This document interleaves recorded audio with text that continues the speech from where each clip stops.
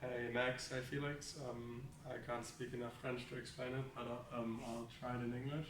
So f of z equals 1 over 1 minus z. And now we have two examples. So there's case A. Case A says that we have an expansion for this function. So f equals 1 over 1 minus z. And this is the sum of z to the n. So this is, I think, the Laurent series.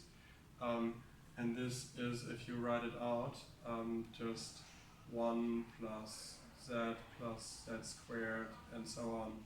So this is the sum over n and it goes to infinity, I think.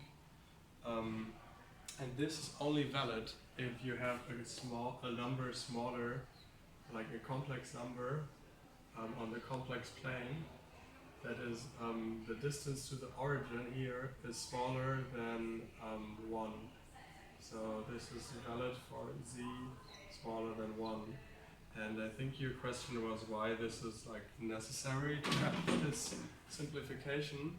And to understand that, first let's write this differently. This has a coordinate x and y. So this can be written as square root of x squared plus y squared. And this is, this still holds. So I'll try explaining this with real numbers.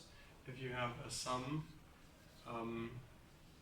over, just say, n equals 0 to infinity of x to the n, then you can write this as x to the 0, which is nothing but 1.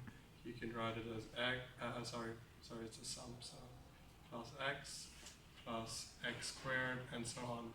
So if you plug in a number for x, let's say 1, it'll just be a lot of 1s added up together. And if you have a number that's 2, you'll just add up big numbers. So if you have a number that's smaller than 1, it will get smaller with every higher power. So if you have something like 1/2, it's 1 plus 1/2 plus 1 to the 4th, and so on.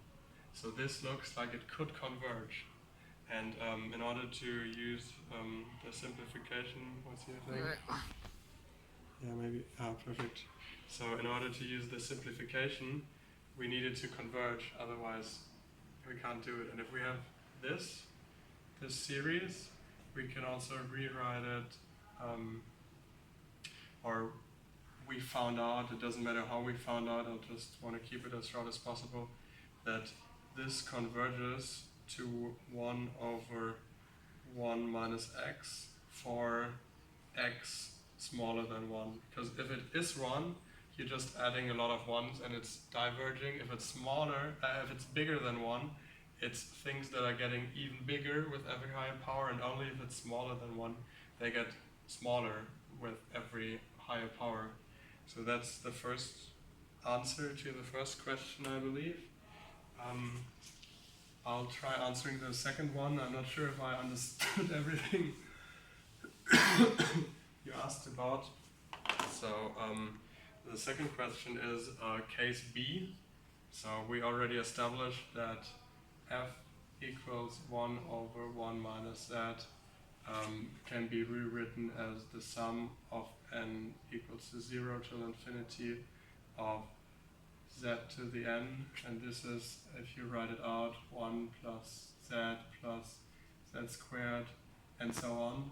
This has the limit this, but only if the numbers are always getting smaller. So it has to be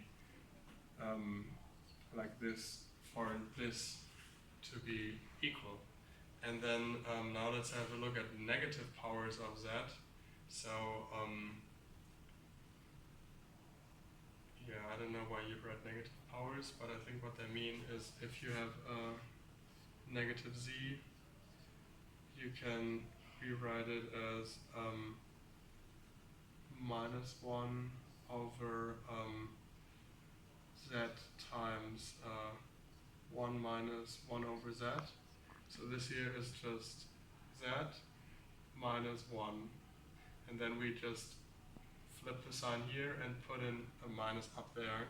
So that's, yeah, you can do that. It doesn't look better.